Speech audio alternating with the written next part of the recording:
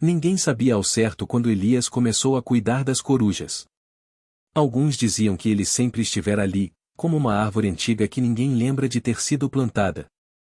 Outros juravam que ele havia surgido após um inverno especialmente rigoroso, quando metade das casas da vila de Pedra Fria foi abandonada e o silêncio passou a morar entre as pessoas.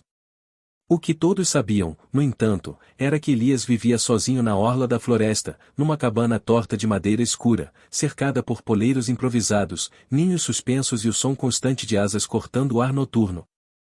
Durante o dia, Elias quase não falava. Caminhava curvado, com passos lentos, carregando baldes de água, restos de carne e ervas secas. Seus olhos eram fundos, atentos demais, como se estivessem sempre esperando algo se mover nas sombras. As crianças da vila tinham medo dele. Os adultos fingiam indiferença.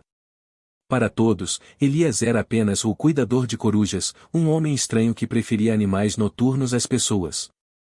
Mas à noite, quando o sol se escondia atrás das montanhas e o mundo parecia suspirar de alívio, Elias se transformava.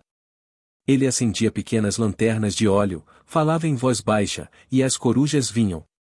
Grandes, pequenas, brancas, acinzentadas, manchadas. Algumas pousavam em seus ombros, outras no telhado da cabana. Havia uma que sempre chegava primeiro, uma coruja das torres de olhos negros como poços sem fundo. Elias a chamava de Lume. Veja o que você vê, se ele sussurrava para ela, como se fosse uma promessa antiga. A vila de Pedra Fria não gostava de verdades.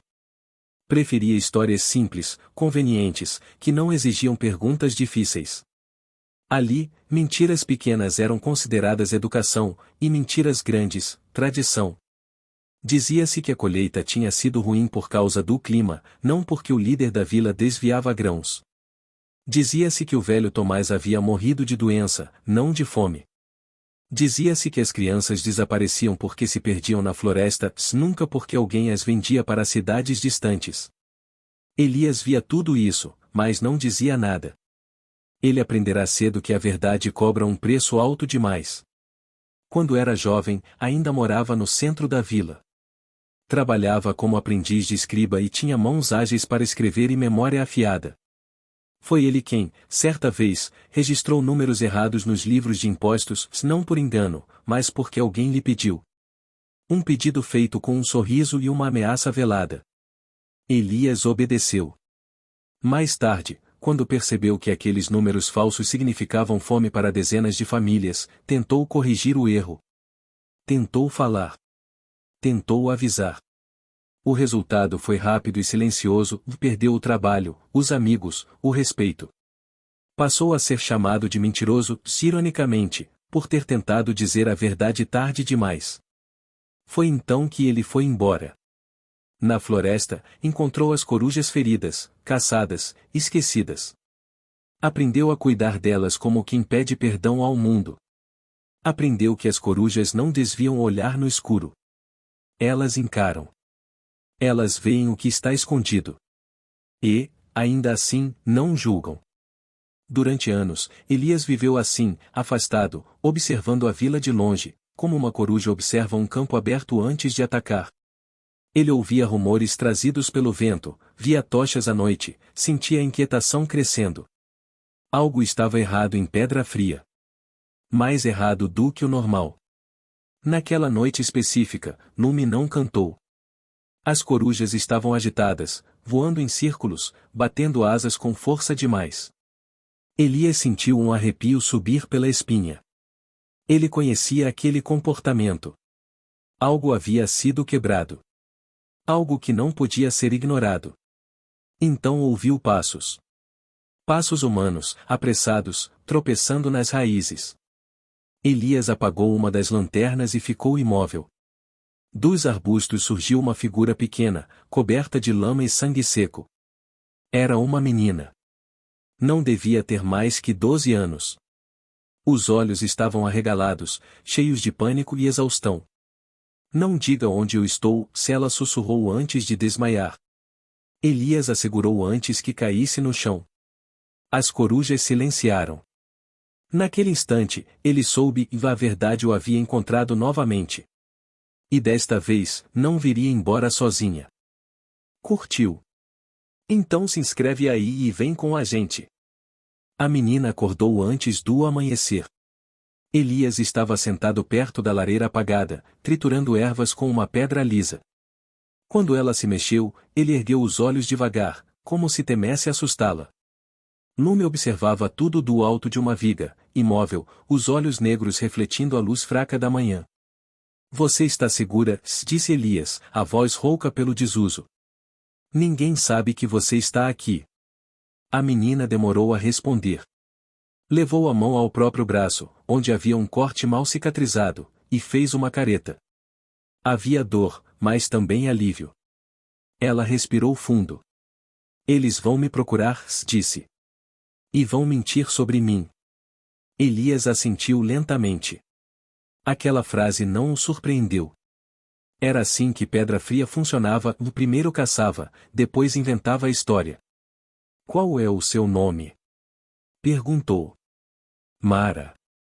Ela contou tudo em fragmentos, como alguém que teme que a verdade se desfaça se dita inteira. Mara era filha de um dos moleiros da vila. Havia visto coisas que não deveria. Crianças sendo levadas à noite, escondidas em carroças de feno. Um acordo silencioso entre o líder da vila e mercadores estrangeiros. Quando tentou contar à mãe, foi ouvida por alguém. Na noite seguinte, homens entraram em sua casa. Seu pai desapareceu. Ela fugiu. Elias fechou os olhos por um momento longo demais. A história não era nova. Apenas mais cruel por ter um rosto tão jovem. Se eu voltar, disse Mara, vão dizer que eu inventei tudo. Vão dizer que sou confusa. Ou perigosa. Elias conhecia esse roteiro. Já o tinha vivido. E sabia como terminava. Durante o dia, ele cuidou dela em silêncio. Limpou o ferimento, deu comida, mostrou onde podia dormir sem ser vista. As corujas observavam, atentas, como juízas antigas. Elias sentia o peso delas sobre si. Não como acusação, mas como expectativa. Naquela noite, a vila veio até ele. Tochas surgiram entre as árvores. Vozes conhecidas chamavam seu nome, não com raiva, mas com falsa preocupação. Elias! Gritou alguém. Estamos procurando uma menina. Dizem que você viu algo. Ele permaneceu na escuridão, ouvindo. As corujas não voaram. Esperavam. Durante anos, Elias acreditou que o silêncio era uma forma de sobrevivência. Que calar-se era o mesmo que não causar dano. Mas agora, escondida atrás dele, havia uma criança cuja vida dependia não apenas de abrigo, mas de algo muito mais perigoso: uma voz. Se ele ficasse em silêncio, Mara seria encontrada. Se falasse, a vila o esmagaria outra vez. A verdade, Elias percebeu, não é leve. Ela exige que alguém a carregue. Ele saiu da cabana. As tochas se voltaram para ele. Rostos familiares se enrijeceram. Não vi nenhuma menina, disse Elias, sentindo a mentira queimar na língua. Mas então Lume abriu as asas e voou, passando por cima das tochas, emitindo um canto longo e profundo. As outras corujas a seguiram. O som ecoou pela floresta como um aviso antigo. Elias respirou fundo. Isso é mentira, corrigiu-se. Eu vi. E sei o que vocês fizeram. O silêncio caiu pesado como neve. Naquele momento, Elias entendeu algo que nunca havia aceitado antes: e a verdade não salva quem a diz. Ela salva quem precisa ouvi-la. E, às vezes, isso é o suficiente. O silêncio que se seguiu às palavras de Elias não foi vazio. Foi denso, carregado de algo antigo, como o ar antes de uma tempestade que todos sabem que virá, mas ninguém quer nomear. As tochas tremulavam nas mãos dos homens da vila, lançando sombras distorcidas nos troncos das árvores. Por um instante breve, quase imperceptível, alguns deles desviaram o olhar. Não por vergonha, mas por medo. Cuidado com o que diz, falou o líder da vila, um homem de voz mansa demais para ser honesta. Acusações são perigosas. especialmente vindas de alguém afastado. A palavra ficou no ar como um veneno lento, afastado. Não louco, não criminoso, apenas alguém que não pertencia mais. Elias reconheceu a armadilha. Se ele fosse visto como estranho, tudo o que dissesse poderia ser descartado sem discussão. Não estou acusando, respondeu. Estou dizendo o que vi. E o que muitos de vocês sabem. Um murmúrio percorreu o grupo. Um dos homens, mais jovem, apertou o cabo da tocha com força demais. Outro cuspiu no chão. A verdade tem esse efeito, ela não cria algo novo, apenas ilumina o que já estava ali, apodrecendo no escuro. A menina está com você? Perguntou alguém.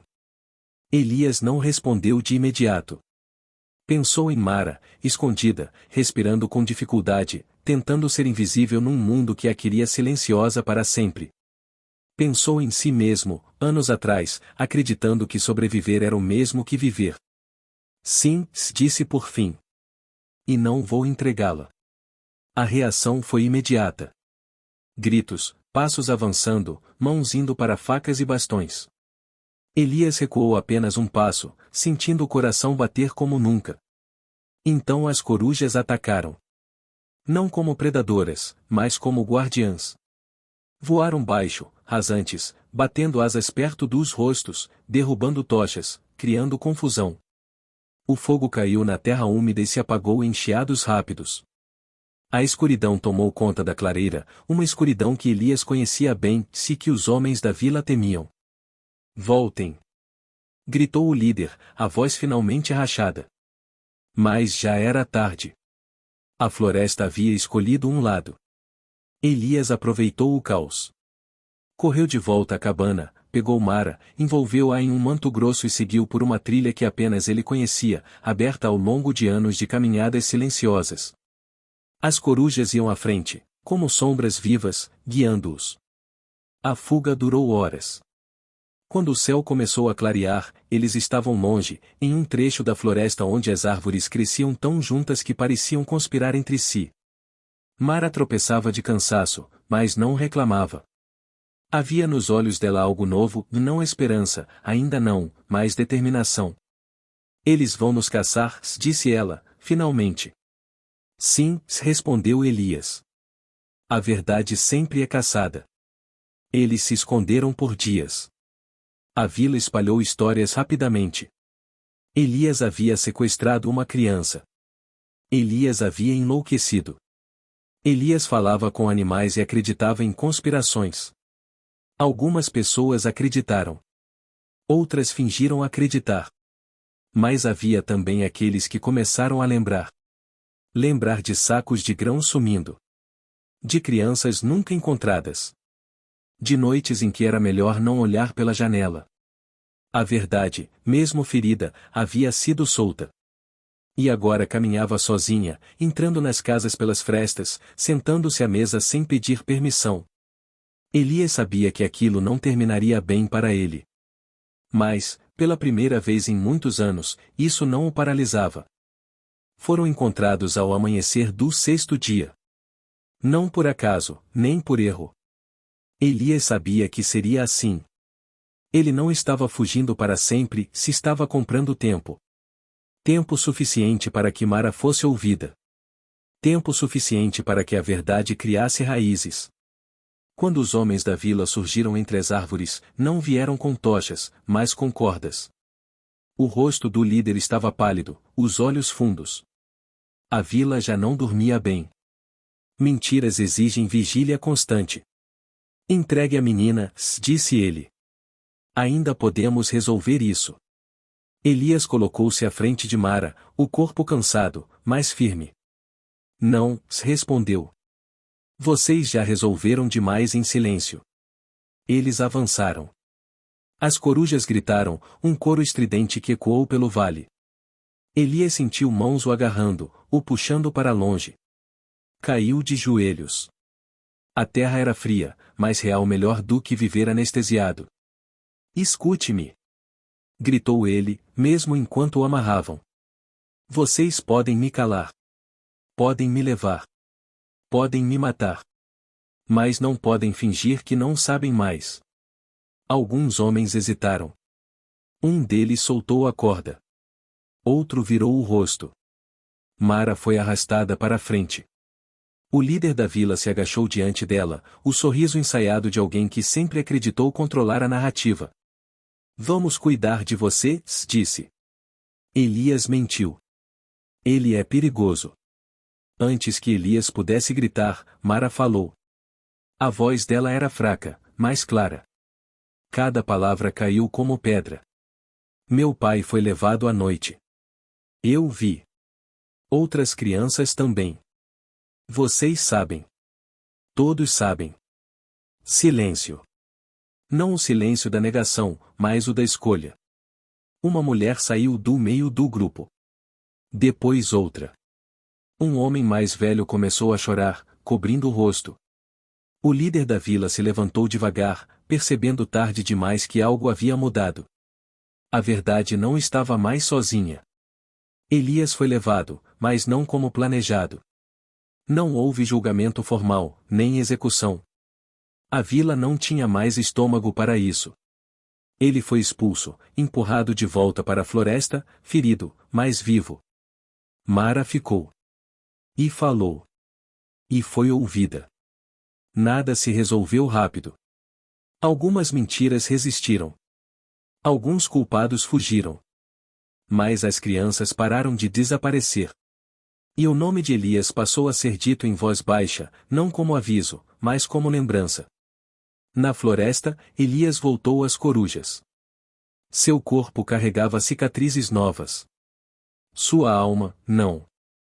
Lume pousou em seu ombro naquela noite, os olhos negros refletindo as estrelas. Valeu a pena, murmurou Elias, sem saber se falava com ela ou consigo mesmo. As corujas não responderam. Elas nunca respondem. Mas ficaram. Depois da partida de Mara, Elias percebeu algo que não havia considerado antes, e a verdade não termina quando alguém sobrevive a ela. Ela continua se movendo, de pessoa em pessoa, deformando-se, às vezes enfraquecendo, às vezes se fortalecendo de formas inesperadas. Como sementes levadas pelo vento, algumas caem em solo fértil. Outras apodrecem sem nunca brotar. E não há controle possível sobre isso. Nos meses seguintes, começaram a aparecer mais visitantes. Não vinham da vila de Pedra Fria apenas, mas de lugares distantes, aldeias pequenas demais para aparecer em mapas, comunidades onde o silêncio também era regra. Vinham com perguntas disfarçadas de curiosidade. Com histórias contadas pela metade. Com olhos que evitavam os de Elias, mas mãos que tremiam ao segurar canecas de água. Dizem que você falou, diziam. Dizem que sobreviveu. Dizem que valeu a pena. Elias nunca respondia diretamente. Aprenderá que afirmar demais pode virar pregação, e a verdade não suporta ser imposta. Em vez disso, contava histórias sobre as corujas. Sobre como elas esperam. Sobre como escolhem o momento certo de agir. Sobre como enxergam mesmo quando não atacam. Alguns entendiam. Outros não. Houve uma noite específica em que um homem permaneceu depois que todos se foram. Era um ferreiro, mãos grossas, olhar quebrado por algo que ainda doía. Ficou em silêncio por tanto tempo que Elias quase acreditou que ele não falaria. Eu vi uma coisa, disse o homem, por fim. Anos atrás. Não fiz nada. Elias assentiu. Aquela frase era mais comum do que qualquer mentira explícita. Não fiz nada, repetiu o ferreiro. E ninguém morreu naquele dia. Mas eu também não vivi direito depois. Não havia absolvição possível ali. Elias não ofereceu perdão, nem consolo fácil. Apenas disse. A verdade não cobra tudo de uma vez. Ela cobra aos poucos. Por dentro. O homem partiu ao amanhecer. Nunca voltou. Mas, meses depois, Elias soube que ele havia falado. Em outra vila. Sobre outra injustiça. Não resolveu tudo. Mas interrompeu algo. Isso começou a acontecer com mais frequência. Pequenos rompimentos. Pequenas confissões. Pequenas recusas em participar do que sempre foi feito ou porque sempre foi assim. Elias compreendeu, com uma clareza quase dolorosa, que a verdade não muda o mundo como um golpe. Ela muda como ferrugem, silenciosa, persistente, impossível de ignorar depois de certo tempo. As corujas reagiam a isso de maneira curiosa. Algumas se aproximavam mais da cabana quando havia visitantes. Outras partiam, como se o ciclo estivesse completo. Elias observava, aprendendo até o fim. Certa madrugada, sonhou com o passado. Não com o erro que cometera nos livros de impostos, mas com o momento anterior. O instante exato em que poderia ter recusado. Aquele segundo breve em que a vida ainda estava inteira. Ao acordar, não sentiu culpa, apenas reconhecimento. Não podemos viver todas as verdades ao mesmo tempo. Algumas exigem maturidade demais para quem ainda está sobrevivendo. Elias entendeu, então, que sua função nunca fora consertar pedra fria. Nem salvar todas as crianças. Nem se tornar exemplo. Sua função fora mais simples e mais difícil, provar que era possível atravessar a verdade e continuar existindo. Não ileso. Não admirado. Mas inteiro. Quando o inverno voltou, pesado e longo, Elias passou mais tempo em silêncio. Não por cansaço do mundo, mas porque sentia que havia dito o suficiente. A verdade, agora, caminhava sem precisar dele. Isso não o tornava inútil. Tornava-o livre. Na última noite antes da grande neve, ele pendurou mais um sino próximo à porta. Não para alertar ninguém específico. Apenas para que o vento o tocasse. Para que o som existisse mesmo quando não houvesse ouvidos atentos. As corujas se reuniram, como sempre. Lume observava. Elias sorriu. A verdade não precisava mais ser defendida por ele. Agora, ela estava sendo aprendida. Os anos passaram sem cerimônia. Elias envelheceu. Os cabelos ficaram completamente brancos, o corpo mais lento, mas os olhos permaneceram atentos. As corujas mudavam, algumas morriam, outras chegavam, mas Lume permanecia. Mais velha, mais silenciosa, ainda pousava em seu ombro nas noites claras, como se guardasse algo que só ela lembrava. Às vezes, viajantes o procuravam. Não para pedir abrigo, mas para ouvir histórias. Falavam dele como se fosse uma lenda viva. O homem que enfrentou uma vila inteira. O guardião das corujas. O louco honesto. Elias escutava, corrigia pouco, sorria raramente. Não se reconhecia totalmente em nenhuma versão. Verdade alguma cabe inteira dentro de uma única narrativa. Em uma manhã de primavera, encontrou uma jovem mulher esperando perto da cabana. Não trazia medo no olhar. Apenas firmeza. Ele a reconheceu antes mesmo que ela dissesse o nome. Mara. Ela havia crescido. Carregava marcas que não eram visíveis, mas também uma postura de quem aprendeu a não abaixar a cabeça. Sentaram-se juntos, em silêncio, por um longo tempo. Algumas verdades não precisam ser repetidas. Eu faço perguntas agora, disse ela, por fim. As pessoas não gostam. Mas respondem. Elias assentiu. Aquilo era mais do que ele poderia ter esperado. Quando Mara partiu, deixou algo para trás, um pequeno sino de metal, simples, que usavam na vila para avisar perigos. Elias pendurou-o perto da porta. Não para alertar, mas para lembrar. A verdade não precisa ser barulhenta o tempo todo. Mas precisa estar acessível. Na última noite de Elias, não houve dor. Apenas cansaço e um céu absurdamente limpo. As corujas se reuniram em silêncio, como sempre faziam quando algo importante estava para acontecer. Lume pousou em seu peito. Ele respirou fundo uma última vez. Se alguém perguntasse o que Elias havia aprendido, talvez dissesse isto. Que a verdade não é uma arma. Não é um escudo. É um compromisso. Um compromisso de ver no escuro. E, mesmo assim, não fechar os olhos. Na manhã seguinte, encontraram a cabana vazia. As corujas continuaram ali. E, na vila, sempre que alguém tentava esconder algo por tempo demais, alguém inevitavelmente dizia, em voz baixa: "As corujas veem." E isso, às vezes, era suficiente. Com o passar dos anos, Elias percebeu algo que nenhuma coruja poderia ensiná-lo completamente: a verdade muda quando atravessa o tempo. Não em essência, mas em forma. Ela se curva, perde detalhes, ganha outros. Algumas partes são esquecidas por necessidade. Outras são exageradas por medo. E, ainda assim, continua sendo verdade, não porque seja pura, mas porque permanece necessária. Ele começou a notar isso quando crianças passaram a aparecer perto da cabana. Não vinham sozinhas no início. Eram trazidas por mães, tias, vizinhos. Diziam que queriam ver as corujas, mas Elias reconhecia o pedido real escondido ali e queriam que as crianças soubessem que existia alguém que havia dito não. Alguém que não tinha vencido, mas também não havia se curvado. As crianças ouviam com olhos atentos, mas inquietos. Não compreendiam totalmente a gravidade das histórias. Para elas, Elias era apenas um velho magro que falava devagar e tinha animais estranhos por perto. E isso estava certo. A verdade não deve pesar mais do que alguém consegue carregar. Com o tempo, as visitas mudaram de tom.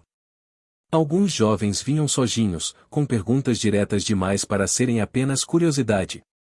Perguntavam se a verdade sempre valia a pena. Se não havia casos em que o silêncio era mais misericordioso. Se Elias se arrependia. Essa última pergunta sempre ficava suspensa no ar. Arrependimento não é o oposto da verdade, respondia ele. É apenas a prova de que ela foi real. Nem todos ficavam satisfeitos. Alguns iam embora frustrados, querendo respostas mais simples, mais heroicas.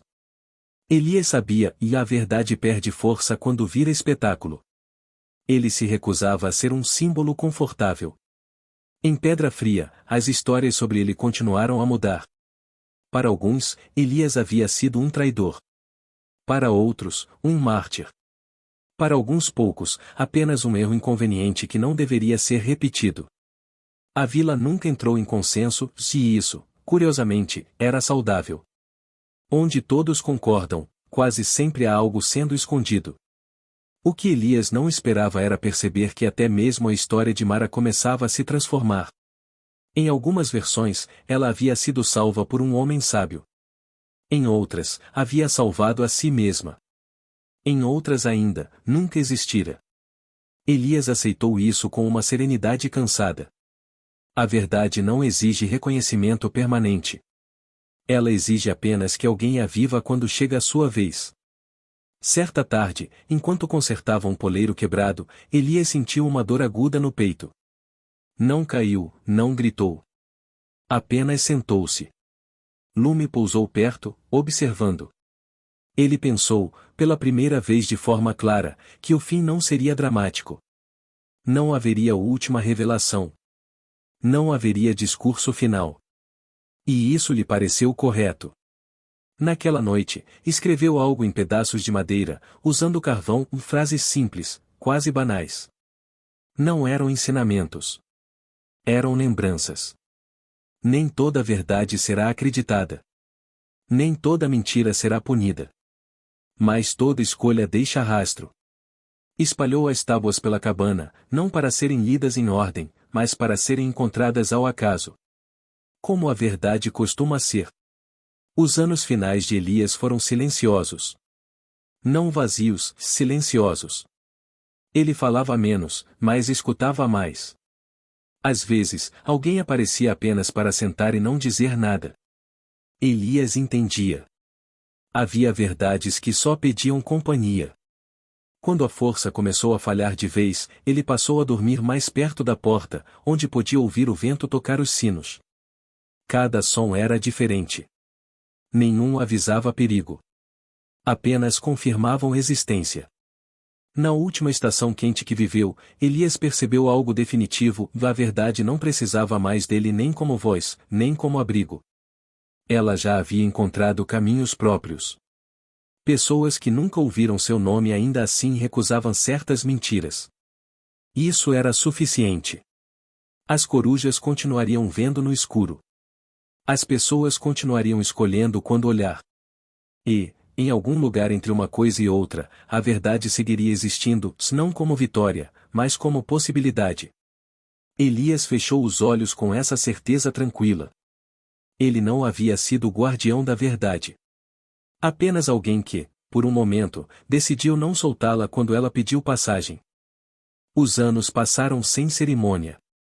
Elias envelheceu. Os cabelos ficaram completamente brancos, o corpo mais lento, mas os olhos permaneceram atentos.